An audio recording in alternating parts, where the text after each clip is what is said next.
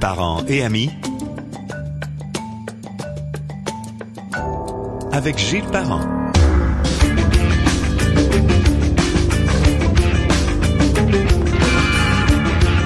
Mon invité est professeur au département de communication à l'Université d'Ottawa, auteur, conférencier, chercheur. Je sais que vous avez déjà un sourire, vous l'attendez, ça fait 20 ans qu'on l'entend puis on est content. C'est un collaborateur de longue date avec nous, Luc Dupont. Bonjour Luc, comment ça va? Bonjour Gilles, ça va très bien toi? Écoute, je suis encore stupéfait de la qualité sonore. On pourrait ne pas le dire, puis les gens seraient persuadés qu'on est un devant l'autre, mais on est quand même Ottawa-Québec, rivalité nordique et sénateur dans nos têtes. Et je vais radoter à nouveau en disant que je remercie Simon Saint-Hilaire. Ah oui. Parce que c'est lui qui m'a offert ce micro-là. Ah oui? Je pensais que tu avais conseillé, mais non, il me l'a offert. Simon est un gars d'une extraordinaire générosité, je dois dire. Puis je te rappelle, puis là aussi je vais radoter, mais il est le parrain de ma plus jeune. Et elle a eu récemment, je crois, il faudrait pas qu'elle entende ça, mais elle a eu 23 ans et il lui donne encore des cadeaux. Ah oui. Donc, elle serait née en 2002, si elle a 23 ans, ça se peut-tu? Oui, c'est exact. Oui, mais t'es bon, et bravo. Je m'en souviens parce qu'évidemment, toi aussi, tu as eu ton Elliot est arrivé. Qui étudie en médecine à Sherbrooke. Oui. Il est rendu à Québec, là. Il est rendu là. Pour te dire comment on vieillit vite, là. 3 ou 4 jours ou en tout cas une semaine avant ou après. Je me souviens de ça parce que toi et moi, on avait cette discussion-là. C'était les premiers moments de choix. Oui. Là, on recule beaucoup dans le temps, mais je me souviens que moment tu m'avais dit, mais je vais avoir un enfant, puis je t'avais dit, moi aussi, en fait, pas moi puis pas toi. Moi aussi. Mais tu vois ce que je veux dire. Absolument. Écoute, on a un programme chargé, comme c'est souvent le cas, mais j'aimerais ça qu'on commence avec ce qu'il y a d'actualité comme tel. Je veux pas te prendre à dépourvu, mais je pense qu'on n'a pas besoin d'aller dans le détail, mais j'avais noté que jusqu'à il y a maximum 2-3 semaines, il n'y avait pas encore de diffuseur francophone québécois pour les Canadiens, puis je capotais. Là, j'ai lu un peu avant d'entrer en ondes, j'ai bien compris qu'il y avait du RDS, là, j'ai dit, il y a dû avoir une entente, mais les prix sont tellement élevés que d'après moi, ça a négocié, hein. Ça s'est fait, j'ai jamais vu ça tard de même, là. Non, moi non plus. Et bon, on nous a dit bientôt, ça s'en vient bientôt pour l'annonce. Ouais. Bientôt, la beauté avec le mot bientôt, c'est que bientôt, c'est-tu dans 1 mois, c'est-tu dans 2 mois.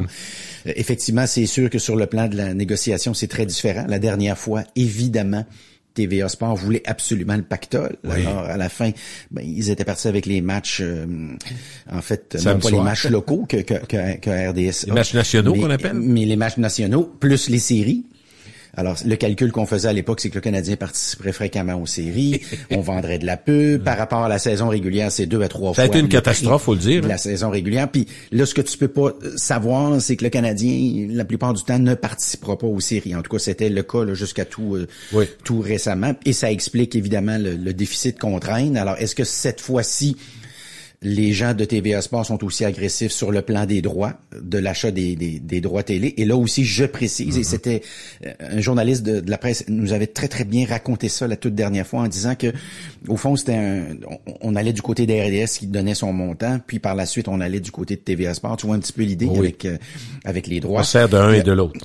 C'est ça. Et puis, à un moment donné, TVA Sport est arrivé avec l'offre ultime. Là, on est allé du côté des RDS et les patrons à Toronto avaient dit, là, on pense que c'était un petit peu cher. Donc, on va leur laisser le bout qu'ils veulent avoir. Et puis, évidemment, on connaît la suite de l'histoire. Alors, est-ce que cette fois-ci, ils sont aussi agressifs? Je suis pas certain. Non. Mais la télé sportive et le sport à la télé, le live, entre guillemets, il faut être conséquent. C'est quand même, c'est une emprise pour la pub aussi. Ça reste, oui. Et puis, le plus bel exemple qu'on pourrait se donner, on le prendra pas loin, c'est les Blue Jays. Ah ben oui. C'est assez remarquable. Je suis embarqué dans le bandwagon, mais je sais pas combien ils vendent. Il y a de la pub là au pied carré, hein.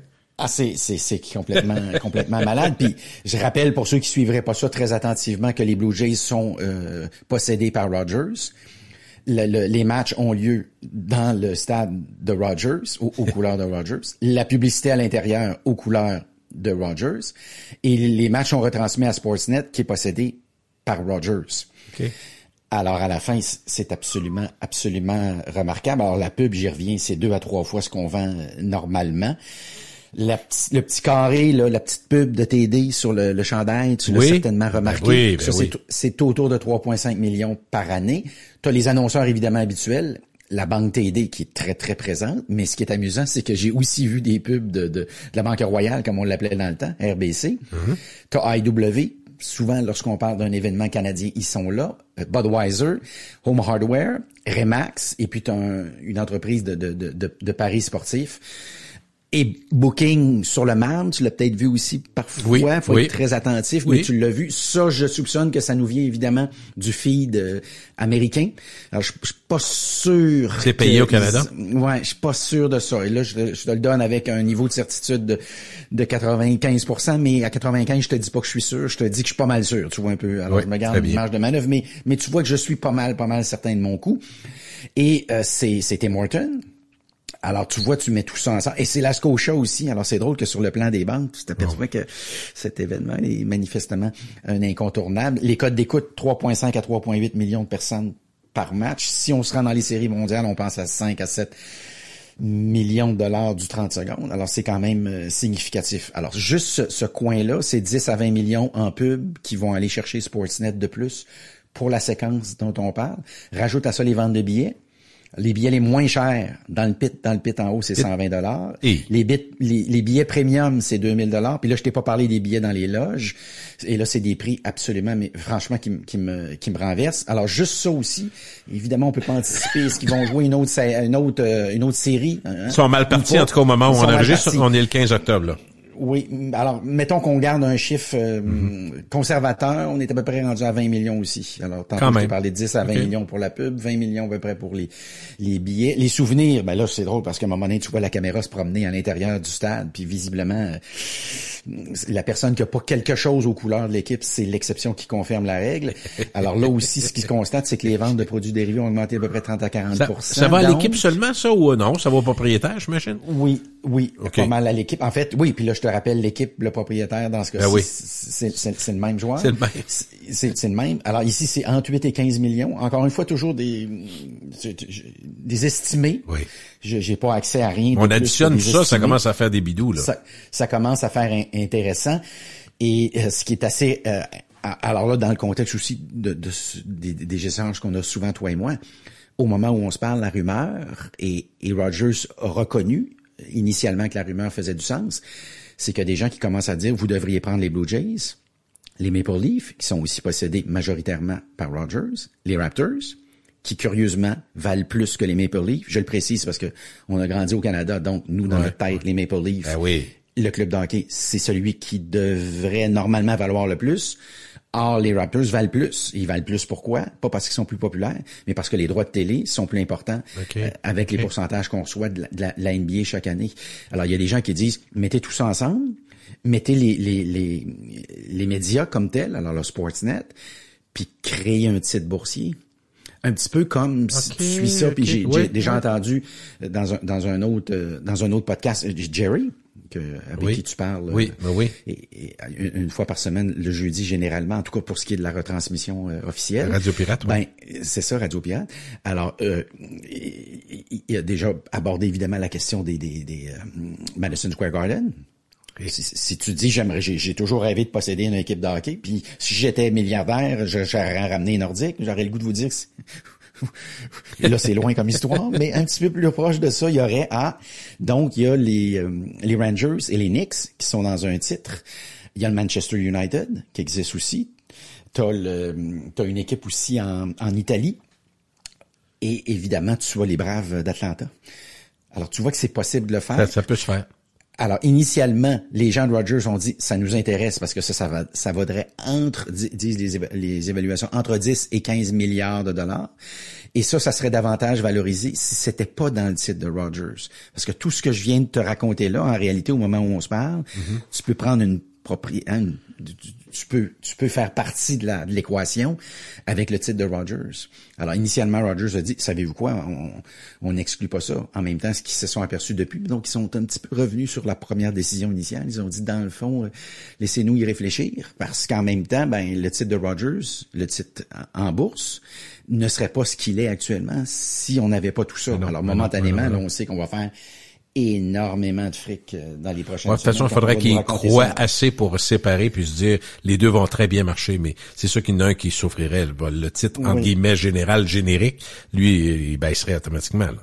Parce que sinon, ça serait pour les Canadiens l'occasion, et pour les autres aussi à l'échelle planétaire, mais de prendre une propriété de ça. Là. Au fond, tu aurais un petit bout des Blue Jays, un petit bout des Maple Leafs, des Raptors également, pour faire une histoire courte, parce que là, oublie pas l'amphithéâtre non plus, puis oublie pas Sportsnet. Mais moi, ce que je note là-dedans, c'est que le grand joueur canadien de la com, ça a toujours été Bell.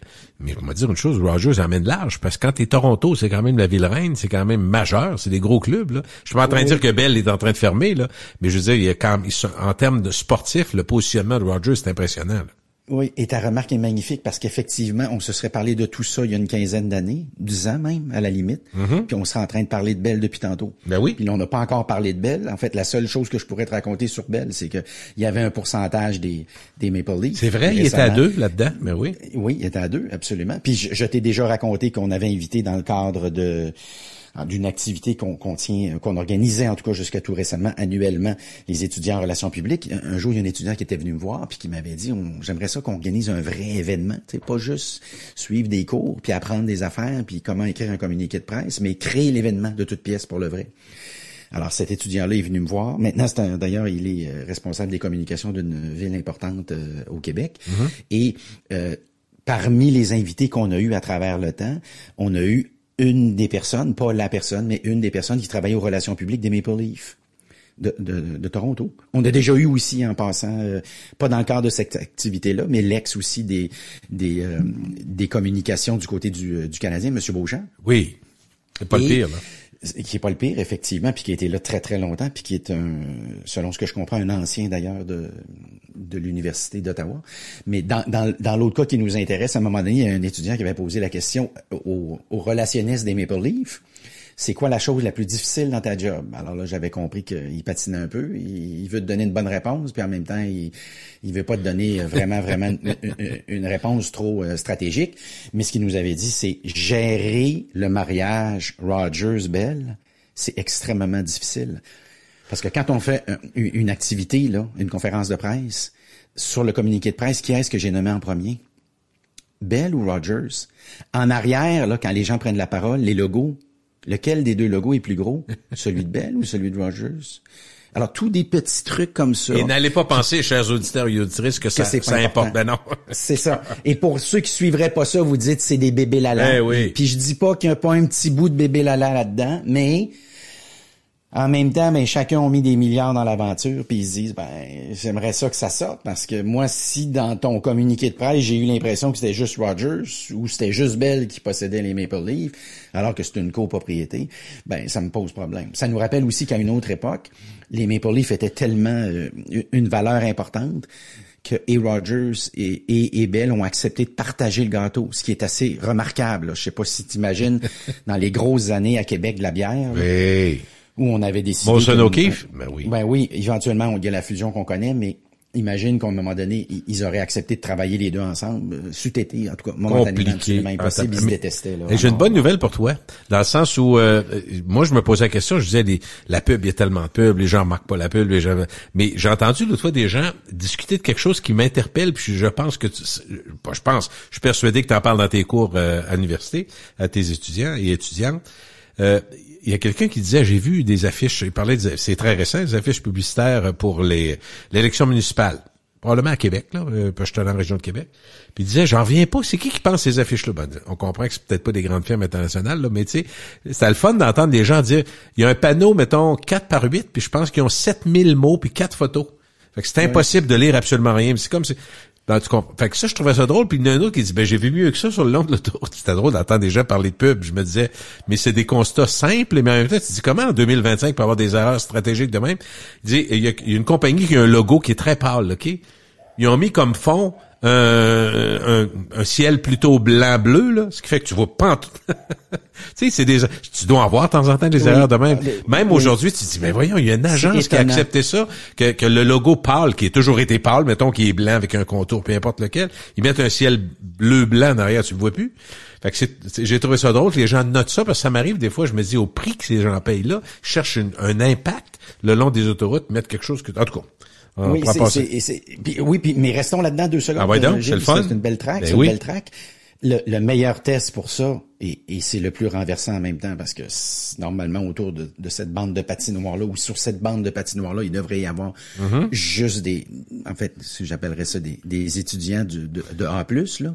Mais quand tu regardes un match de hockey, oui, je suis sûr que ça t'est déjà arrivé. T'es pas capable de me nommer l'annonceur sur la bande de patinoire. Je suis convaincu que ça t'est déjà arrivé. Ben oui, c'est sûr. Et tu réalises que c'est des centaines de milliers de dollars par année, puis c'est des contrats souvent 2, puis 3, puis 4 ans, et t'es même pas foutu de vérifier ce qu'on appelle la lisibilité et la visibilité. Parce que ce que tu viens de raconter, évidemment, c'est comme ça qu'on appelle ça dans l'industrie.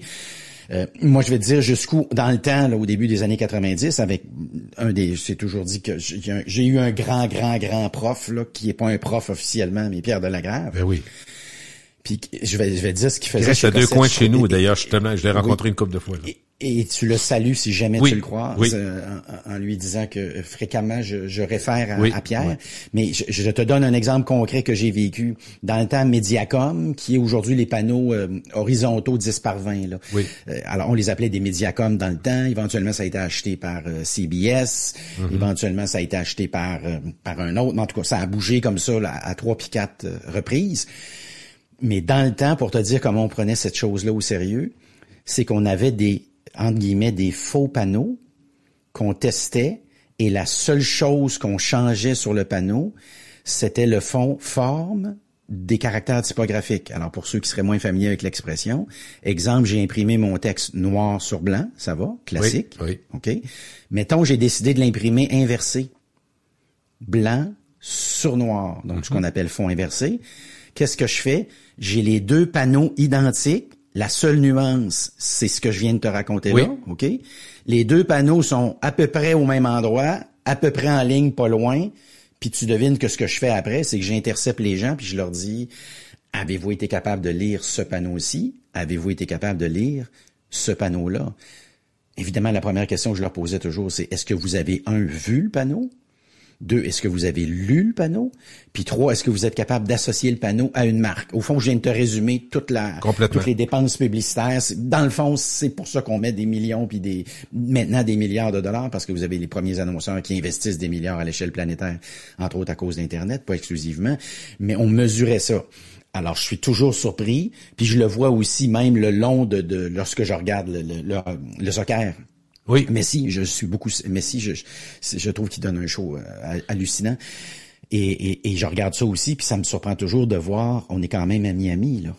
Puis de voir des annonceurs qui sont pas foutus d'avoir une publicité que je puisse lire. Parce que, au fond, cette publicité-là, elle vaut quelque chose dans la mesure où moi, à la maison, je suis capable de voir ça, là. Quand Carnival, mais pas Carnival, mais oui, en fait Carnival, parce que je l'ai déjà vu aussi, mais c'est ça qui est très particulier d'ailleurs à Miami, et la personne qui commandite le chandail, Royal Caribbean et Carnival, annonce durant les matchs de cette équipe-là.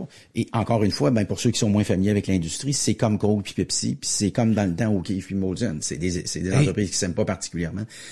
Tu me fais penser, on parle de technologie, on parle d'image, tout ça, mais on a, parce que je reviens aux bandes, là, les bandes de hockey ou les bandes de peu importe lesquelles, là, le long du soccer, tout ça qu'on peut animer de façon, parce qu'il y a des gens qui se disent tout le temps, tabarouette, ça va vite. Comment qu'ils ont fait de payer partout dans le stade? Je dis, non, c'est pas dans le stade, c'est à la télé seulement. Si t'es là-bas, ça sera pas les mêmes. En tout cas, je pense que les gens ont compris comment que ça fonctionne maintenant. Mais ce que j'ai vu hier ou avant-hier, c'est très drôle. Il y avait, très drôle. Il y avait un reportage un peu plus long à Radio-Canada sur un sujet. Je pense que c'était le train grande vitesse, ok? Et le reportage, c'est une nouvelle intégration. Moi, j'avais pas vu ça, c'est pour ça que je vais t'en parler, qui pourrait être inspiré de la pub, je pense, et de l'intelligence artificielle sans aucun doute. Donc, il y avait un reportage, puis le long du reportage, c'était un train de grande vitesse qu'on voyait, puis quand le train avançait, on voyait la voie ferrée en dessous.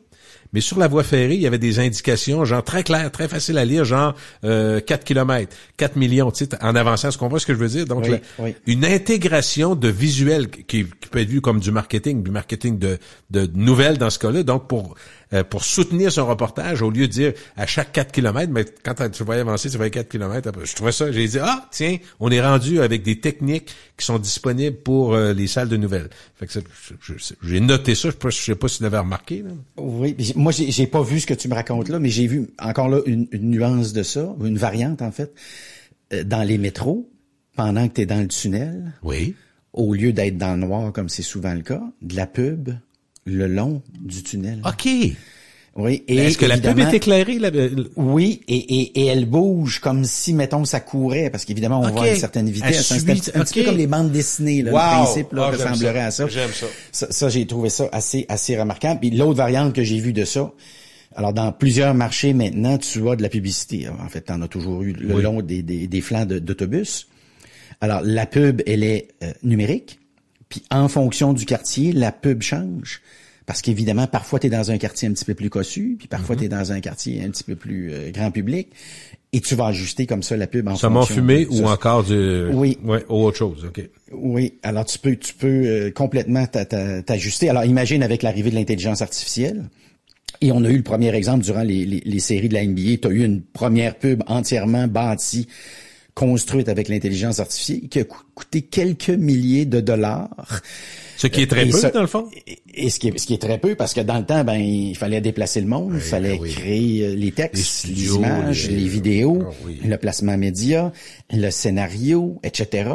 Alors que là, soudainement, tu t'essayes. Et ce qui est amusant, c'est que dans le cas de la NBA, on avait averti les gens que ce serait une pub qui était construite à partir de l'intelligence artificielle, un peu à l'instar de ce que Coke avait fait lors du dernier Noël. Et d'une campagne de pub que j'ai trouvée très originale de Coca-Cola, c'est ce qu'on demandait aux gens, c'est rendez-vous sur le site internet de Coca-Cola et vous allez pouvoir concevoir votre pub. Je trouve ça complètement capoté. Une variante de ça, je te la raconte parce que comme ça a été annoncé devant tout près d'en fait de 2000 personnes, on est 3-4 à l'avoir vu, donc c'est pas un secret national. Mais j'ai vu récemment lors d'un congrès auquel je participais pour une conférence. Voici maintenant ce qu'on est capable de faire, Gilles. Alors, c'est un outil d'intelligence artificielle. C'est que tu prends les photos, par exemple, d'une propriété que tu t'apprêtes à vendre ou à mettre sur le marché. Oui, ça va? Oui. Tu fais simplement mettre les photos et tu connectes à ça les critères ou les caractéristiques de la maison. Alors, le nombre de pièces, le format, le nombre de pieds carrés, salle de bain, la piscine, etc. Est-ce qu'il y a un garage? Est-ce que c'est un 2 portes, une porte, etc. Ça marche? Je m'arrête là pour... C'est juste ça ma job. On va s'entendre pour dire que normalement, beaucoup de ces informations-là sont fournies par le vendeur, n'est-ce pas? Donc, c'est pas lourd. Il n'y a pas encore de texte, là.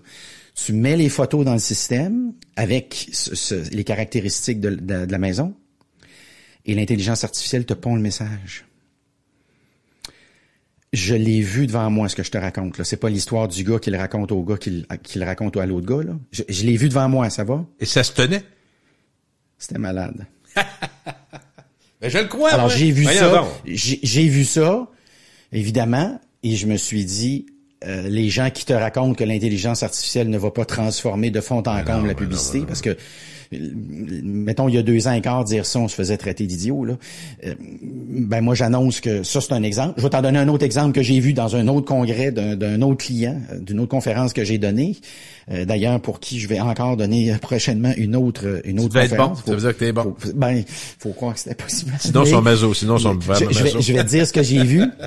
C'est tout le travail de RH, de ressources humaines. Oui. Alors, le système reçoit les CV, trie les CV, trie les candidats, organise les rendez-vous. Alors, tout ce qui reste à faire pour la personne de RH, c'est peser sur le piton à l'heure convenue, déjà avec un set de questions.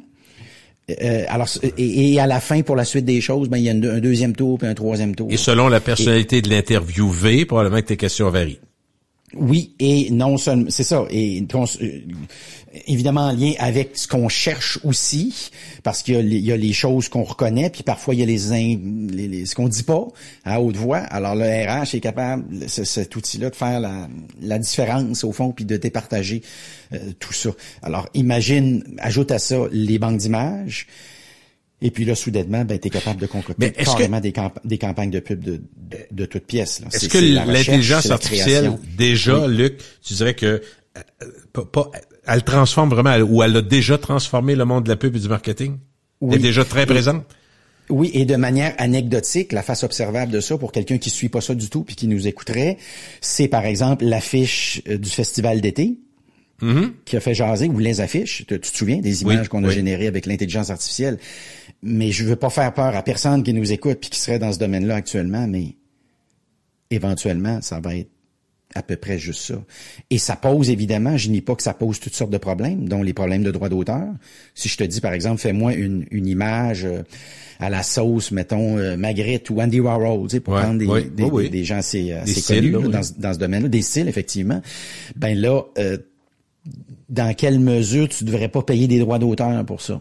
Et je pense que la question se pose. Ouais. Et moi, je crois qu'à la fin, ça va être la bouée de sauvetage des médias traditionnels. Parce que les outils d'intelligence artificielle sont obligés de s'abreuver à quelque part. Puis là, j'entendais récemment que l'outil numéro 1 pour s'abreuver, c'est Reddit. Je veux pas faire de peur à personne, là, mais le nombre de faussetés que j'ai lu là-dessus, là. C'est impressionnant. Et c'est impressionnant. Et c'est un peu le même genre de raisonnement avec Facebook. Facebook dit, évidemment, ça fait des années que les gens sur notre site, en fait, ou nos sites, parce qu'ils ont aussi Instagram, mais s'échangent 1001 commentaires, font des remarques, etc. Alors, tout ça peut alimenter l'intelligence artificielle, mais en même temps, il y a des limites, puis il y a toute la question des informations qui sont pas exactes. Je te donne un exemple très concret que j'ai vu il y a 3-4 jours. Il y a quelqu'un, je suis un compte sur Facebook, puis c'est une photo du restaurant Samoang. Mm-hmm. Alors, moi, pour la petite histoire, j'ai grandi à 30 secondes de ce restaurant-là. Et alors je lis un commentaire, c'était ben oui, monsieur Samoang il restait à Charlebourg. Alors évidemment, je juste préciser que monsieur Samoang il restait à moins de 20 secondes de chez nous, OK? Puis je m'enfargeais tellement souvent dedans que les gens qui engageaient pour travailler dans son restaurant, il y avait parfois des Asiatiques qui arrivaient au Canada. Ben parfois ils achetaient des maisons pas très loin de chez moi et parfois ils savaient pas trop. Tiens, c'est l'hiver, c'est le début du froid. Comment on part la chaufferette? Tu vois un petit peu le genre, des choses très très simples. Oui. Et je vais t'annoncer que le gars qui allait leur donner un petit coup de main très gentiment parce qu'ils avaient établi un rapport très très humain puis très friendly, ça s'appelait mon père. Alors tu vois, puis là je lisais tout ce qui était comme commentaire là-dessus sur le resto et je prétendrais que la moitié des commentaires étaient faux. Puis là, parce que je le sais, tu comprends. Ils ont été générés, tu penses, ces commentaires? Non, je pense que c'est vraiment des gens qui commentent. Alors, je te donne juste cet exemple-là qui est très anecdotique, est extraordinairement léger, je le reconnais, trivial. Mais imagine si là-dessus, c'est rempli de fausseté. Imagine quand on se parle d'affaires importantes. Alors, c'est pour ça que est-ce que les marques utilisent bien l'intelligence artificielle? Ben, je crois que là, on est à l'étape actuellement de formation puis de présenter. Alors, moi, par exemple, je donne une conférence dans quelques semaines. C'est l'industrie du bois. Mm-hmm. J'aurais pas pensé, je vais être honnête avec toi, j'aurais pas pensé que ça pourrait les intéresser aussi vite. Mais en même temps, ils réalisent qu'effectivement, pour la recherche, pour la publicité, pour la création, pour les textes, pour les images, pour les vidéos, pour les scénarios, pour les placements médias, tout ça peut être utilisé. Tout ce que je viens de te raconter là. Alors, je reviens à l'affiche du festival d'été et j'entendais récemment aussi une entreprise similaire qui a eu un problème à peu près identique avec une chanson générée par l'intelligence artificielle. Je vais vous annoncer quelque chose. Criez pas trop longtemps puis trop fort parce que c'est juste le début. Là. Et ça va devenir banal. Là, on est encore à l'étape où dans certains marchés, dont le marché québécois, qui historiquement, sur le plan de tout ce qui est innovation, est toujours très, très rébarbatif. Là. On est comme ça, on est fait comme ça. On n'aime pas le changement tant que ça. Ça c'est notre corde française. Là. Puis on le voit en Europe, ce qui se passe actuellement, là, parce que le gros bateau, c'est les États-Unis, l'intelligence artificielle, c'est la Chine. Oui. Et maintenant, c'est le Moyen-Orient. Oui. Et le continent qui est en train de passer complètement à côté, c'est le continent européen qui, lui, légifère sur l'intelligence artificielle. Donc, on a la Chine et les Américains qui créent, puis on a l'Europe qui légifère. Alors, dans ce contexte-là, évidemment que l'intelligence artificielle va tout changer. C'est sûr. Dis-moi, on a parlé de certaines, j'allais dire pas dérive, c'est pas le mot que je veux trouver, des dérivés, c'est ça, je cherchais dérivés de l'intelligence artificielle. On parlait de personnalisation, de marketing d'influence, tout ça, c'est toujours lié à l'intelligence artificielle, est-ce que ça se développe encore ou? Oui, alors là, encore une fois, pour ceux qui suivraient pas ça à la minute près, personnalisation, je rappelle, puis je prends toujours une petite image très, très simple. Quand toi puis moi et tous les gens qui nous écoutent, on se promène sur Internet, on laisse des petits cailloux. Un petit peu comme le petit pousset, là. Je sais pas si tu te souviens, il se promenait puis il voulait pas perdre son chemin.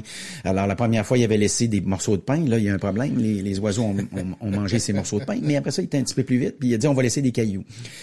Alors ça, c'est du tracking, mettons, qu'on appellerait ça dans l'industrie. Ouais. C'est les cookies ou en français les témoins parce que le mot existe en français, on va l'utiliser.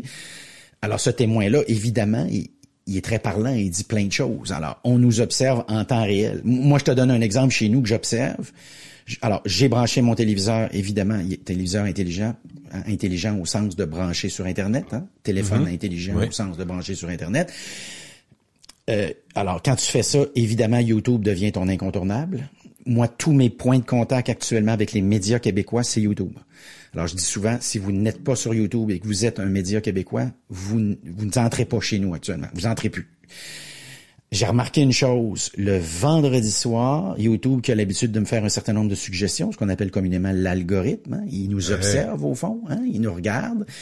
J'ai remarqué qu'il comprend que le vendredi soir, c'est un petit peu plus léger. Il va plus souvent me suggérer de la musique, des vieux vidéos. Je suis sûr, d'ailleurs, je sais que ça t'est arrivé, Gilles, parce que je t'ai vu le commenter à un moment donné sur Facebook, t'as dit, avec mes enfants, on a écouté de la vieille musique, puis on a eu un fun extraordinaire. Alors, ça, c'est un exemple de ça. Alors, c'est ça, la personnalisation. Oui. C'est YouTube qui comprend, Luc, sur semaine, c'est un peu plus sérieux. Il regarde des documentaires. La fin de semaine, on va y aller un petit peu plus mollo. Alors, imagine Facebook, imagine Amazon, évidemment, qui t'observe quand t'achètes. Alors là, t'es sur le point de te commettre. C'est comme si, d'ailleurs, on avait une caméra sur l'épaule depuis 20 ans quand on va à l'épicerie, là, ou quand on va au magasin, ou quand on va au centre d'achat. T'imagines-tu ce que Amazon sait sur nous? Ajoute à ça Walmart. Puis la personnalisation, c'est aussi la capacité ou la possibilité d'adapter tout ça. Personnalisation, ça le dit à certains égards. Oui. Alors, je te donne un exemple d'une campagne que j'ai vue que j'ai trouvé remarquable. L'Oréal, produit de beauté. Tu vas sur le site, tu mets ta face, tu mets ton visage, puis tu te maquilles. Vois-tu la personnalisation? Puis là, tu vois, ça marche-tu ou ça marche pas. Alors, tu me diras, c'est pas nouveau, ça. Non, effectivement, c'est pas nouveau. Encore faut-il, évidemment, l'utiliser. Je te donne un autre exemple de ça. Et si on est très laid, est-ce que la page se ferme tout seul? Ouais. Je sais pas, mais évidemment, nous, aucun problème. Je badine. Mais, je vais te donner un autre exemple de ça dans un corridor connexe. Oui. Je suis sur eBay. Alors, moi, j'ai une business. Évidemment, je suis professeur, je donne les conférences, j'écris des livres. J'ai une maison d'édition. Alors, j'ai une quarantaine de livres. Pas juste à moi, mais une quarantaine de livres. Okay. Alors, je vais sur eBay, puis je décide de faire une pub sur eBay. Je te raconte une vraie histoire que j'ai vécue, là. Alors, quand j'arrive au moment de la pub, je raconte un petit peu qu'est-ce que c'est mon produit, tout ça. eBay me regarde et il me dit, veux-tu que je fasse ta pub? Ah. Mais tu comprends que c'est un livre sans pub que je veux. Je sais pas si tu me suis. Donc, je trouve le clin d'œil un peu amusant. Au début, je me torse un peu, puis je dis non, quand même, je pense que je suis capable. Après ça, je dis non, ça c'est pas bon, là, ce que tu viens de faire là. Essaye-le. Tu vas voir. Il faut que tu vois ce qu'il va t'offrir. Il faut que je l'essaye, puis ça fait que je peux te la raconter maintenant. Ben oui. Si j'avais pas fait, je pouvais pas te la raconter. Et là, eBay me concocte une publicité. À l'intelligence artificielle. Gilles, elle est écœurante. Ben voyons. Ben oui. T'aurais payé pour la mettre? Et il a eu une idée que j'ai pas eue, tu comprends? Ça, c'est le fun. Puis j'ai dit, sais-tu quoi? On va l'essayer. Alors, même chose avec Facebook. Actuellement, Facebook te dit, les campagnes qui s'en viennent on va vous donner l'option de les générer à l'intelligence artificielle. Puis ils vont être évidemment extraordinairement personnalisés. Alors, par exemple, on parle de sport. Mettons, moi, je t'ai dit tantôt que je suivais Messi puis le soccer. C'est ça que je vais voir. Puis toi, tu me dis que t'as stické au Canadien. C'est le Canadien que tu vas voir. Ou le hockey, ce faisant. Alors ça, c'est un exemple, encore une fois. Alors, personnalisation. La perception que j'ai, moi, Luc, en t'entendant parler, puis là, c'est drôle parce que on a 40 sujets, puis j'ai l'impression que juste sur lui, on peut faire 1h30, mais je me disais, ce qui me semble une évidence, prenons quelque chose de gros, tout le monde va comprendre, Canadien de Montréal. Bon. Les autres font des campagnes pour vendre des billets, pour vendre des produits, pour vendre des joueurs, il y a plein de campagnes, toutes sortes de façons de faire de la pub. Mais s'il y a un département de marketing, ce qui est probablement vrai, il y a un département de marketing, ça veut dire qu'il y a bien, je suis pas en train de dire que toutes les agences de pub vont fermer, mais à moyen terme, là, il y a bien des compagnies qui vont se dire, écoute, avec quelques jeunes WizKids ou des gens qui ont des bonnes idées, puis avec les éléments de plus en plus performants d'intelligence artificielle, faire de la pub, faire des campagnes, Seigneur, je suis pas en train. Moi, je trouve vraiment que c'est une compagnie, peu importe sa grosseur, qui a un certain département, pas très gros non plus, peut travailler puis faire des choses qui sont tout à fait acceptables. Certainement. Au moment où on se parle, ce que disent les chiffres, c'est que les grosses entreprises ont fait ce saut-là. Les petites entreprises sont encore un petit peu hésitantes, sont moins chaudes à l'idée, effectivement. Mais je vais continuer, je vais faire du kilométrage sur ton idée. Je crois qu'on n'est pas loin de voir au Québec, un peu comme on a eu à un moment donné beaucoup de petites agences très créatives se créer, là, qui étaient souvent 1 ou 2 ou 3 ex-employés de Cossette. Là. À un moment donné, il y a eu ça. Sidley, entre autres, au départ, c'était pas ça? Au départ? Il y en a eu, écoute, il y en a eu plein. J'aurais le goût de dire des dizaines, mais je vais me garder un petit peu de gêne, je vais dire une dizaine. Mais je pense qu'on va avoir à un moment donné des jeunes kids, d'ailleurs probablement des étudiants universitaires, qui vont réaliser que ce qu'ils s'apprêtaient à faire ou ce qu'ils ont appris à l'école, à l'université, ça va être un peu difficile. Puis là, ben peut-être qu'ils vont faire autre chose. Je te donne encore là un exemple de quelque chose que je crois qu'on va être capable d'opérationnaliser très facilement. C'est, imaginons que tu veux y investir, je sais pas, moi, 500 000 $ dans une campagne de pub. On te soumet 3 scénarios de campagne, n'est-ce pas? Puis quand c'est sérieux, c'est comme ça qu'on le fait. On t'arrive pas avec une idée, on dit en voilà 3, puis nous on pense que celle-là, ça serait la meilleure des 3 idées. À cette étape-là, historiquement, on avait quelqu'un qui était familier avec l'univers des médias, puis qui à la mitaine faisait du coût par mille, faisait du point d'exposition brute communément appelé PEB, là, les poids des campagnes respectives, le nombre, fréquence, la portée, donc le nombre, pourcentage de gens qu'on va rejoindre durant la campagne. Puis là, il essayait de comparer tout ça ensemble, puis il disait, sais-tu finalement, cette campagne-ci, avec un petit peu de télévision spécialisée, ce serait peut-être préférable à cette campagne-là, pour le même montant, qu'il y ait un petit peu moins de campagne de télévision spécialisée. Tu vois un petit peu le genre d'idée. Je crois que l'intelligence artificielle maintenant est capable de tout faire ça, puis de te donner des réponses extraordinairement précises qui, autrefois, auraient nécessité des calculs assez complexes et des gens qui connaissaient beaucoup ça. Alors, une des raisons aussi de ces changements-là, c'est les nouvelles plateformes. Alors, je pense à TikTok, qui serait un bel exemple de ça. Puis, je vais te le faire, le lien, Gilles, sur quelque chose que je pense qui s'en vient avec TikTok. Alors, je précise là aussi que récemment, le pendant américain, donc, appartient maintenant à des Américains, dont le gars d'Oracle, Larry Ellison. Larry Ellison, donc c'est le gars d'Oracle, qui possède donc une partie de TikTok maintenant. Je précise que son fils possède Paramount. OK. Et son fils, au moment où on se parle, tente d'acheter Warner. Warner, c'est Batman. Bon, si on met tout ça ensemble, d'ailleurs, c'est 12% de tous les films sur Netflix. Alors, si Paramount et Warner fusionnent, ça veut dire que Netflix va perdre 12% de son catalogue. Tu me diras, c'est pas la fin du monde. Mais ce sont ces films à succès. Alors, je reviens avec TikTok, éloignons-nous pas. Donc, TikTok est possédé par Larry. Son fils possède Paramount. Quand on demande à son fils pourquoi il est encore intéressé à faire du média, il répond parce qu'on va prendre les nouvelles plateformes puis on va les utiliser pour faire connaître les anciens contenus. Alors là, tu me vois venir, évidemment. Tu dis, OK, donc tu es en train de me dire qu'il faudrait pas exclure la possibilité qu'éventuellement TikTok aurait peut-être une chaîne qui présenterait des films. Vintage. Exact. Alors, ils auraient, s'ils fusionnent, Harry Potter, Batman, ils auraient Dune de Villeneuve. Oui, c'est pas des petites propriétés, là, c'est pas si mal. Puis à 2, c'est 200 millions d'abonnés sur le streaming. Alors ça, pour moi, c'est le genre de choses qui s'en vient, c'est qu'on va coller du neuf, puis depuis le début de l'entretien, on se parle du nouveau, en même temps en réalisant que on réinvente pas les choses.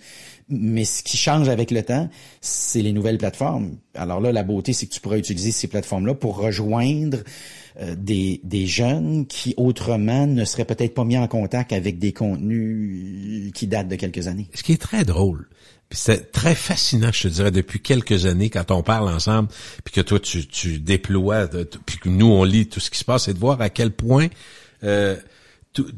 tout s'amalgame. Moi, ça m'impressionne vraiment de voir à quel point prenons l'exemple, ça m'a marqué, là, mais il y a beaucoup d'autres choses comme ça. On est en train de voir que l'exclusivité qui jadis était liée à une marque. Par exemple, le Blockbuster, Blockbuster, excuse-moi, là, mais il peut pas vendre des maisons, là. Il vendait des vidéos puis des cassettes, tu comprends?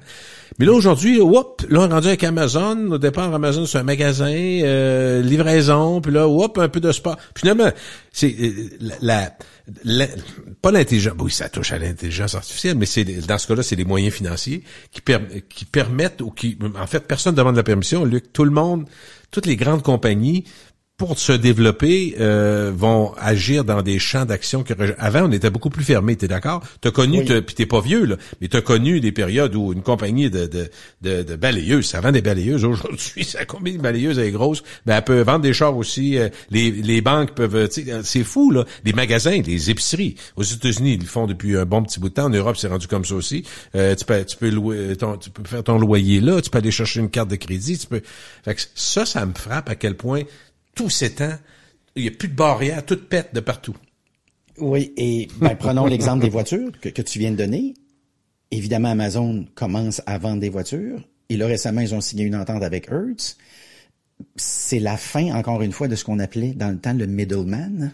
C'est que dans le fond, maintenant, tu loues tes voitures. Puis une fois que tu décides de les vendre, au lieu de faire affaire avec un tiers, ils vont peut-être te l'acheter eux autres, c'est ça? Amazon, tu vas les annoncer directement. Amazon est aussi dans le secteur de la santé. Alors, si on avait dit un jour, l'entreprise qui vend des livres va vendre des chars, j'aurais été sceptique. De la même manière que je me plais toujours à rappeler que les premières fois que j'ai dit un jour il y aura de la pub sur Netflix, puis dans le temps t'étais à la radio traditionnelle, c'était pas clair. C'était bizarre. Puis là, ils sont dans le sport. Mais tu sais, en même temps, Paramount a acheté les droits de la UFC. Et tu vois-tu comment tout change avec les nouvelles plateformes? Alors, le gars dont je viens de te parler il y a 2 instants, le fils de l'autre, alors, au fond, son père, c'est un des 3 gars les plus riches de la planète Terre. Alors, il veut acheter Warner, puis au moment où on se parle, la dernière offre, c'est autour de 65 milliards. Puis Warner a dit, il en manque un peu. Alors, probablement qu'on va frôler 100 milliards pour une patente qui, il y a quelques mois, n'aurait pas été trop sûr. En passant, si vous aviez le titre de Warner en début d'année, on n'était pas trop sûr. Puis là, soudainement, c'est votre meilleure idée. Mais ça nous rappelle que on fait du neuf avec du vieux. L'autre exemple que je donnerais, les influenceurs. Oui. Tu sais, quand j'entends dire le marketing d'influence, ça c'est mes étudiants me racontent ça, puis ils me disent, hey, monsieur, vous n'êtes pas au courant, je vais vous le raconter. Évidemment, ça a toujours existé. Ça s'appelait des vedettes, ça s'appelait des porte-paroles. C'est vieux comme le monde. Des fois, ça marche, des fois, ça marche pas. De la même manière que on me dit souvent, mais les nouvelles générations vont tout changer, vont tout transformer. Je pense que ce qui va redéfinir le marketing tel qu'on le connaît aujourd'hui, c'est les nouveaux médias, les nouvelles plateformes. Puis comment ces nouvelles plateformes-là vont travailler avec les contenus. Ajoute à ça l'intelligence artificielle, puis ajoute à ça moi ce que j'appelle le pendule social. Puis l'exemple que je te donnerais de ça, c'est une campagne cet été qui est un très, très gros succès. C'est American Eagle. Alors, American Eagle fait le calcul suivant. Les jeunes sont tannés de ce qu'on leur montre comme image depuis 3 ans pour vendre des vêtements. 3, 4 ans, 3, 4, 5 ans. Ennuyant. Ils sont tannés de ça. Ils se reconnaissent pas là-dedans. Et ils ont le goût d'avoir du plaisir. Alors, American Eagle se lève, signe quelqu'un. Ça s'appellerait un influenceur. Moi, j'appellerais ça une star, mais toi puis moi, on appellerait ça une vedette. Puis exclue pas que ça soit une Bond Girl, d'ailleurs, cette fille-là. Mais alors, on signe cette personne-là. On part une campagne qui volontairement va faire jaser. Puis quelqu'un qui suivrait ça de façon distraite est certain que ça a été une campagne qui a été un désastre. Moi, j'étais cet été aux États-Unis. Première chose que j'ai fait en rentrant dans une grande surface, j'ai dit, il faut que j'aille au American Eagle. Inquiète-toi pas, j'ai pas l'habitude de m'habiller là. Et j'ai vu que la file était jusqu'à la porte. Arrête, rien. Alors là, je me suis dit, ça va être un gigantesque coup de circuit. Alors, c'est ça mon pendule social, là. C'est qu'à un moment donné, tu le tasses tellement d'un côté, là. Les nouvelles campagnes, par exemple, de Calvin Klein, il y a 2 puis 3 ans, là, tu les tasses tellement, le pendule, tu le tasses tellement d'un côté, puis là, tu le retasses tellement de l'autre côté. Alors, ça explique les grandes campagnes publicitaires. Et si j'avais un reproche à faire actuellement aux annonceurs québécois et canadiens, en particulier, c'est qu'il n'y a personne qui risque quoi que ce soit actuellement. En fait, toutes les campagnes sont absolument identiques. Évidemment, si vous faites de la publicité, vous allez dire, mon client, il veut pas que je prenne de chance. Prends pas de chance pour ne pas s'exposer aux réseaux sociaux, entre autres. Pour ne pas s'exposer. Puis il y a des dégâts. Ça arrive qu'il y a des dégâts. Je pense à Cracker Barrel cet été, qui à un moment donné décide de changer le logo, mais non seulement il change le logo, il change le positionnement. Alors, c'est comme un restaurant qui a été fondé sur la nostalgie. Puis tout à coup, tu dis, on prend la nostalgie puis on la jette. On va changer l'ameublement, on va changer les décors, on va changer le logo, on va changer les couleurs, on va changer les chaises, les tables, etc. Là, tu viens de changer la personnalité de la marque. C'est pas la même chose. Ce qui nous ramène un petit peu à notre histoire de Bud Light, qui est jamais revenue ce qu'elle était. Jamais. Et qui ne l'est plus, et qui là récemment a été dépassée. Remarque qu'ils vont pouvoir se consolider, mais qui ont été dépassés récemment par Michelob Ultra. Mais Michelob Ultra, c'est dans la même famille. OK, ça les a partis. Que Bud. Fait qu'à certains égards, quelqu'un qui me dirait, je boycotte Bud Light, j'achète le Michelob Ultra. Mais en même temps, il y a tellement, on parle d'influenceurs, on parle de tendances, on parle de pub originale, tout ça. Mais j'ai l'impression qu'il va y avoir un côté éphémère qui va faire que si tu veux t'ancrer là-dedans en disant j'ai ma job pour les 25 prochaines années, bonne chance. Là. Tu comprends? Tu peux avoir une très bonne idée que tu vas pousser, mais après ça, il faut t'en trouver d'autres. Si moi je suis influenceur, je vais donner un exemple que j'y pense comme ça, mais il y a rien de scientifique dans ce que je dis là. Un gars comme Olivier Primo, par exemple, OK? Oui. Qui va sur le web, qui s'est mis à faire des notations de poutine, les meilleures poutines au Québec. Quand tu vois ça au début, puis là, t'entends parler, puis là, tu dis, j'espère qu'on est dans notre région, il y a une poutine, puis là, le monde embarque là-dedans, la poutine, ben, il se fait écrire, pis tout. Mais là, quand ça fait 4, 5, 6 mois comme c'est là, puis t'as vu 750 000 poutines, c'est pas, tu comprends ce que je veux dire? C'est plus pareil, là. Moi, j'en ai plein. Je n'ai pas besoin de regarder ça, là, tu comprends? Je sais ce qu'il va dire. Il va dire, c'est la meilleure, c'est extraordinaire, c'est sûr. Fait que je suis plus là parce que on buzz, il est arrivé au début un genre de, tu sais, TikTok, les vidéos courtes, puis les affaires bing, bang, bang, bang, bang. Fait que je me dis, dans cette façon de faire, jetable, tout comme l'actualité qui est jetable après une heure, on passe à d'autres choses.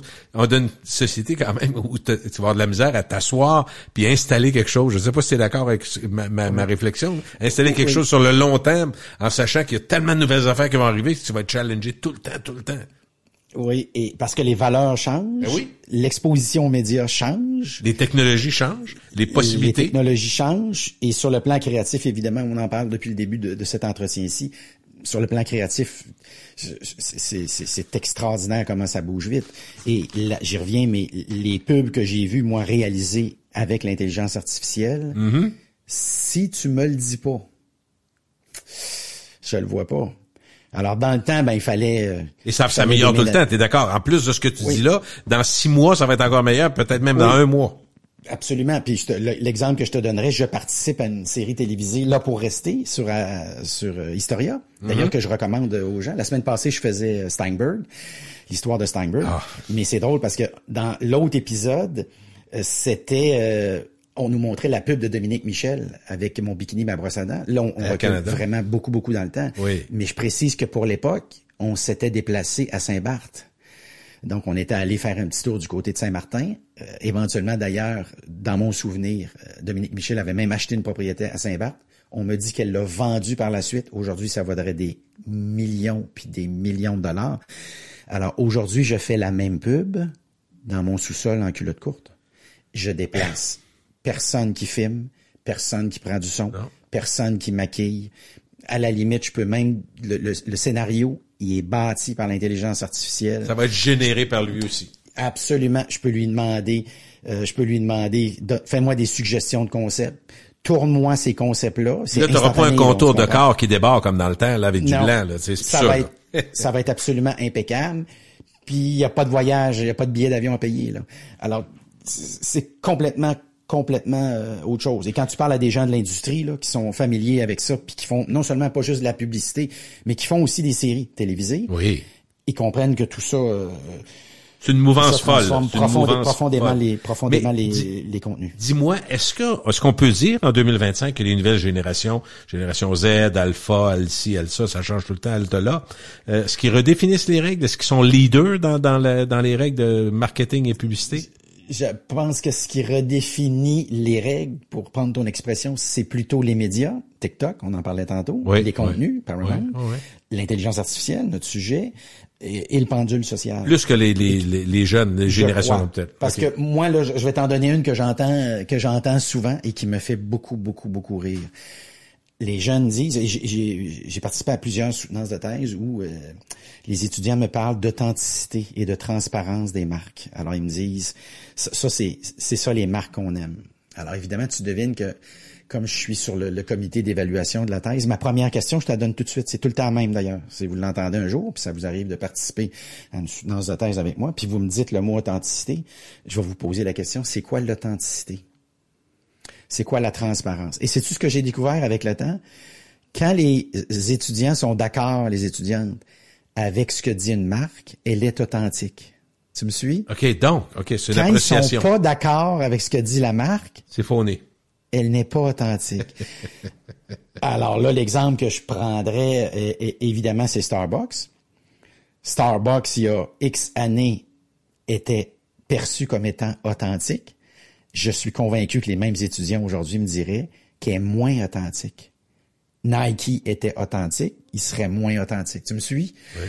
Fait que dans le fond, ce qu'on est en train de me dire ici, est-ce que les marques doivent, dans le meilleur des cas, te raconter plutôt la vérité? Oui, évidemment, parce que si tu racontes une histoire, tôt ou tard, tu vas te faire prendre. Mais l'authenticité, c'est quelque chose qui me fait beaucoup rire. Je vais prendre Taylor Swift. Mm-hmm. J'espère qu'il n'y a personne qui nous écoute qui pense que la photo qui a été déposée sur Instagram est une photo authentique au sens de spontané. Mais non. Au sens de personne le savait. En tout cas, je te regarde, mais t'avais la bonne robe, t'avais la bonne bague, t'avais la bonne montre, puis tout ça était extraordinairement voyant. Chanceuse. Ça s'appellerait du placement de produit. Bon, là, on dirait non, c'est pas du placement de produit, c'est de l'influenceur. C'est la même maudite affaire. C'est juste un autre mot pour parler d'à peu près, en fait, non seulement d'à peu près, mais d'exactement la même maudite affaire. Fait que, à cet égard-là, quand j'entends ça, ça m'amuse toujours. Maintenant, une chose qui reste toujours d'actualité, c'est l'importance de raconter une histoire. Puis là, tu vois-tu dans le mot histoire en français, il y a une connotation. Hein? C'est-tu une histoire, ça veut-tu dire c'est une vraie histoire ou c'est une fausse histoire? Ou... Alors moi, ce que je dirais simplement, tu me racontes des histoires, c'est pas très positif. Il faut que tu racontes, c'est ça, mais il faut que tu racontes une histoire en lien avec ta marque. Alors récemment, par exemple, Normandin a été acheté. Oui. A été vendu, en fait, ou acheté, là, dépendant du point de vue où on se place. Alors, la première chose qu'on faisait dans les articles, c'est raconter les origines, n'est-ce pas, oui, de la marque. Alors, c'est ça l'histoire. C'est ça qui fait la force de Normandin, parce qu'on a tous un souvenir de Normandin, comme on a tous un souvenir de Ashton aussi, quand on a grandi à Québec. Moi, je suis sûr que tu as des souvenirs à 3h15 du matin. Ashton, c'est plutôt quand j'ai grossi à Québec, mais... Ouais, et puis il y en avait un puis je pense qu'il est toujours là, corrige-moi si je me trompe. Il y en a toujours un sur Grande Allée. Est-ce que c'est possible ou il est fermé? Non, il est plus là. Ils ont pris, je pense que c'est Ophélia qui a pris la place ou un restaurant. Mais non, il était là longtemps, mais il est plus là. Il a été long. En tout cas, moi, lui, dans ma tête, j'aurais quelques histoires sur ça. Mais il était là à l'époque où le bord de la rue, c'était le McDo, sur Grande Allée. Oui. Des histoires que je raconterai pas. Mais tu vois comment cette notion-là d'histoire est problématique. Il y a plusieurs années, Seth Godin, S-E-T-H Godin, comme ça s'écrit, comme ça se prononce, a écrit un livre dans lequel qui s'intitulait Tous les marketeurs sont des menteurs. Ah. Je précise que lorsqu'il a republié le livre, une deuxième édition, il a changé le titre. Parce qu'au fond, il s'est probablement aperçu que le mot menteur, évidemment, c'est un mot qui est très, très lourd. Hein, il est très connoté négativement. C'est sûr. Et c'était quoi le raisonnement du livre? Ou en fait, le message du livre, il tient en une ligne. C'est toutes les marques, c'est une histoire. Alors, probablement qu'il y a des gens qui lui ont fait le reproche en disant, l'histoire, elle peut être vraie aussi, là. Si je te raconte l'histoire de McDo, qui a fait l'objet d'un film, c'est une vraie histoire. Ben oui. On est d'accord? Même si je précise que pendant longtemps, on a fait disparaître les frères McDo. En fait, les McDonald's, mais ils ont existé. Alors, on comprend que l'histoire aussi, tu la mets tu la pognasses à ta façon. Mais à la fin, toutes les grandes marques ont une chose en commun. Elles ont une histoire à te raconter. Souvent, les publicitaires veulent fidéliser leur monde. Est-ce qu'on donne une période de temps où être fidèle, c'est tough? À des marques, par exemple? Je pense que plus la marque a une histoire solide, donc plus elle a une image solide, plus généralement, on a tendance à être un petit peu plus fidèle que moins fidèle. Je suis pas en train de dire qu'il n'y a pas d'infidélité dans les marques connues.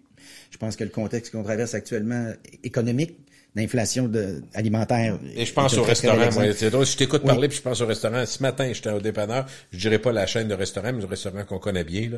Plutôt familiaux, avec où on va s'asseoir, là. C'est pas une place, c'est pas un McDo, c'est pas un Starbucks.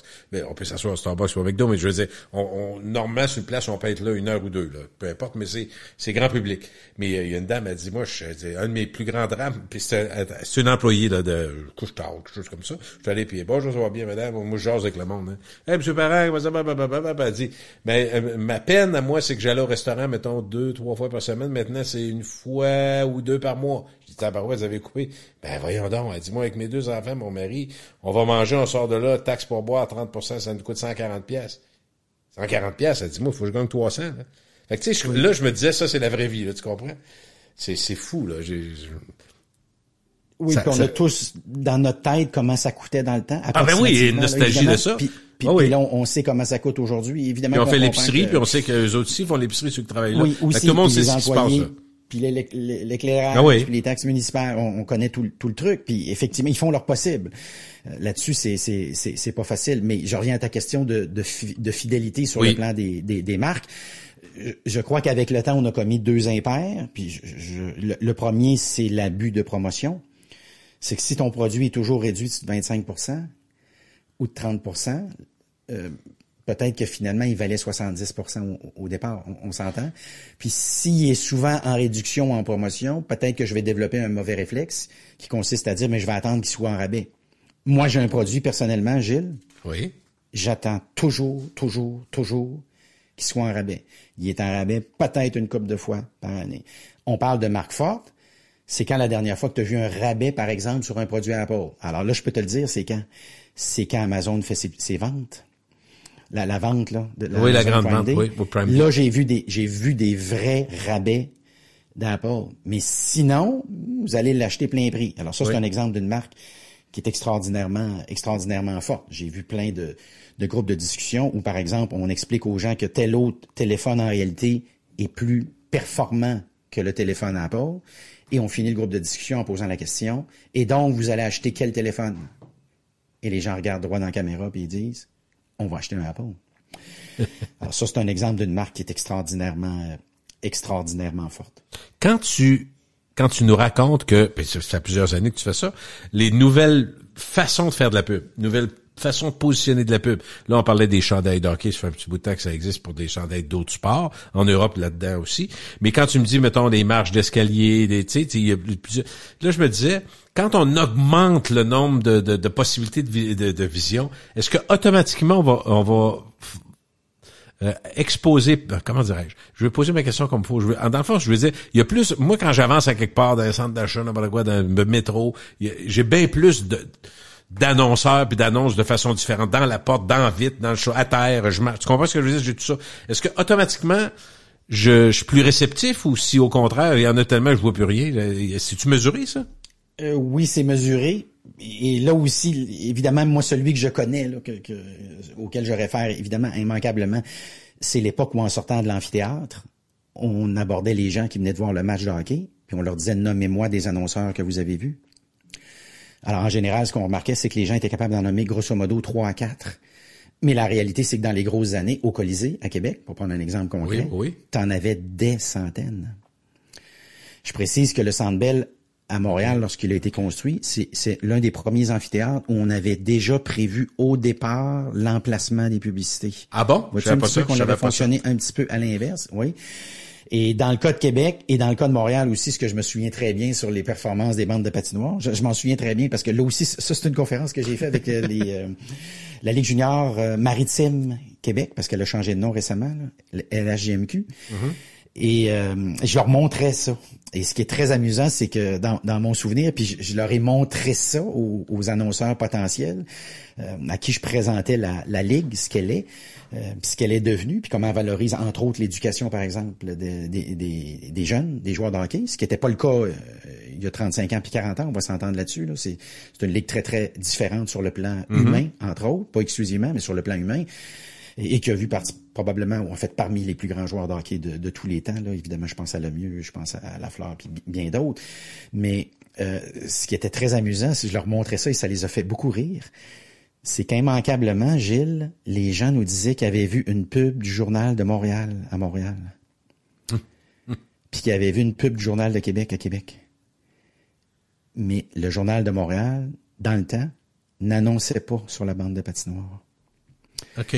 Alors, tu vois-tu comment le cerveau joue des tours? Ça veut dire que tu as tellement fini par associer le sport puis le Canadien au Journal de Montréal, puis au cahier des... En fait, pas le cahier des sports. Ou ça, tu vois un logo tu poses même pas la question. C'est sûr que c'est ça. De la même manière que l'autre question qu'on posait souvent, c'est où avez-vous vu cette pub-là? Puis même quand la campagne jouait pas à la télévision dans le temps, les gens nous juraient qu'ils l'avaient vu à la télévision. Donc, ça nous rappelle comment évaluer l'efficacité d'une campagne de publicitaire. C'est plus difficile qu'on voudrait bien le croire. À cause de ces billets-là de perception du consommateur. Ça va être ma dernière question. C'est le fun. Dans un plan qui est bougeant, mais toujours agréable. C'est vraiment pertinent aujourd'hui. Je dis pas qu'on est pas bon d'habitude, mais il me semble que c'est des sujets vraiment intéressants aujourd'hui. J'en ai une dernière. Dans notre podcast, tu as parlé du fait qu'il y a des cookies, des témoins là sur le web, puis d'ailleurs ils sont obligés maintenant de nous dire autoriser une fois ou toujours. Donc tous les sites. Ça lit ça. Ouais. Bon, alors moi ma question c'est, ils ont énormément d'informations sur nous autres, mais est-ce qu'ils sont vraiment capables d'exploiter tout ça? Est-ce qu'ils s'en servent tellement? La réponse courte, c'est certain oui. La plupart, non. J'ai comme un doute. J'ai l'impression qu'on est bombardé, mais... Oui. Dans un monde idéal, évidemment qu'il faut que tu fasses parler ça, ce qu'on appelle le data. Alors, toute la masse de ces informations-là, c'est le big data. Puis, évidemment, l'idée, c'est de faire parler les 0 puis les 1, là. Pour prendre une image simple. Ouais. Alors, une entreprise qui fait ça, c'est Splunk, S-P-L-U-N-K, qui a été achetée, je crois, par Cisco, mais là, je te le donne sous toute réserve. Dans ce cas-ci, je suis vraiment pas sûr de ce que je viens de te dire, mais je sais qu'ils ont été achetés récemment. Et l'autre exemple, c'est probablement le titre sur Internet ou l'un des titres les plus... comment dirais-je, qui fait le plus jaser, mettons, on va dire ça comme ça, c'est Palantir. Alors, imagine, par exemple, une plateforme qui, aux confins, qui est une espèce de carrefour de toutes les plateformes d'information qui existent. Alors, je te donne vite comme ça, puis on finit avec ça. Mettons la circulation sur les autoroutes aux États-Unis. Oui. Ça va? Les maisons à vendre dans tel quartier. Ça va? Les déplacements en épicerie pour acheter tel type de produit. Par exemple, quand tu veux donner du goût aux aliments, les épices. Oui. Alors, la recherche, pour prendre un exemple parmi tant d'autres, m'a montré que quand on est dans une période un petit peu plus difficile économiquement, les gens achètent un petit peu plus d'épices. Donc, ils trichent, ils veulent donner du goût. Ils achètent peut-être pas le meilleur, mais ils achètent plus d'épices. Tu vois un petit peu le genre d'idée? Oui. Alors, imagine que tu mets tout ça ensemble, Gilles. Et là, tu serais capable pratiquement d'avoir un outil qui te permet d'anticiper les gestes des personnes. Alors, ta question, j'y reviens. Ça existe, c'est Palantir. Le nom s'inspire d'ailleurs du Seigneur des Anneaux. C'est un personnage, je crois, de tout ça, là. Est-ce que c'est pas les Anneaux, d'ailleurs? Mais quelque chose comme ça. Alors, ils ont créé ça. Alors, ils ont mis tout ça ensemble. Imagine toutes les bases de données qui existent. Le trafic au coin de la rue à Québec. Alors, ta question, j'y reviens. Est-ce que on utilise ces données-là? Ben, combien de fois ça t'arrive d'être dans circulation puis tu te dis, si les feux de circulation étaient synchronisés, ça faciliterait les choses. Ça t'est déjà arrivé de dire ça? Oui. Ben ça, c'est ta question. Ta question, dans le fond, c'est ça, c'est est-ce que c'est quelque chose qui pourrait être fait? La réponse est oui. Est-ce que c'est quelque chose qui est fait par certaines villes? La réponse est oui. Est-ce que c'est fait par toutes les villes? La réponse, c'est non. Mais le grand défi, c'est de faire parler ces données-là. Et il y a plusieurs années, il y a quelqu'un qui a qui a donné accès à Google a laissé un scientifique avoir accès à tout ça. Alors, genre les questions qu'on pose souvent, mais qu'on n'oserait pas poser là, à voix haute, là, toi puis moi, par exemple. Là. Je précise, puis là, pendant que je te parle, je regarde ma bibliothèque, c'est Everyone ou Everybody Lies. Tous les gens mentent. C'est ça le titre du livre. Je sais pas s'il a été traduit en français, mais en tout cas, c'est ça le titre du livre en anglais. Et il t'explique tout ça. Alors, par exemple, j'entends souvent des jeunes filles nous dire, la grandeur de mon conjoint, c'est pas important. Alors, évidemment, lui a eu accès au site de rencontre et il te répondrait candidement. C'est faux. C'est tout à fait faux. etc., etc. Tous les non-dits. Alors ça, c'est un livre extraordinaire. Ah, mais tu parles de moi. Répète-moi le titre. Everybody Lies. Et c'est un livre, je dois dire, assez passionnant. Et le raisonnement... en français, là, parce que les gens vont nous poser la question. Je sais pas si... c'est ça. Mais l'intelligence, ça traduit. Hein? ça serait... Alors ça, c'est l'ancêtre, au fond, de ce qu'on a là, parce que... Ouais. Si on se parle d'intelligence artificielle, c'est qu'au préalable, il y a des données numériques. Hein? Puis comme il y a beaucoup de données numériques, ben ça peut, on reconnaît des patterns. Ce qu'on appelle les patterns, c'est les algorithmes. Hein? On met ça ensemble, puis là on voit des choses, puis on peut anticiper des choses. Puis c'est ce qui fait que toi puis moi on est sur notre Facebook, puis toi tu vois pas les mêmes affaires que moi. Puis pourtant on pourrait suivre les mêmes comptes. Mm-hmm. Et mon gars, j'y reviens, qui a écrit ce livre-là, là, Tout le monde ment en français, là, mettons, on va l'appeler comme ça. Il dit, si vous me donnez accès à ce qui se passe sur Internet, moi, je sais pour qui vous votez. Je sais quelle musique vous écoutez. Je sais où vous irez en vacances prochainement, etc. Alors, je reviens à ta question de personnalisation. C'est un outil, dans le fond, qui nous amène super pas loin de rapports minoritaires. Quand j'ai vu ce film-là, la première fois, j'ai dit le gars, c'était le même gars que Blade Runner en passant. Pour le gars qui a écrit l'histoire, là. Scénariste. Je m'étais dit en sortant du film, lui, il allait fort, là, tu sais. Je veux dire, anticiper les crimes, mais il y a des logiciels qui existent actuellement qui travaillent là-dessus. Et tu as une entreprise qui travaille beaucoup, beaucoup là-dessus qui s'appelle Axon. A-X-O-N. Voilà. Salut, Luc. Merci beaucoup. Bye bye. Salut, bye.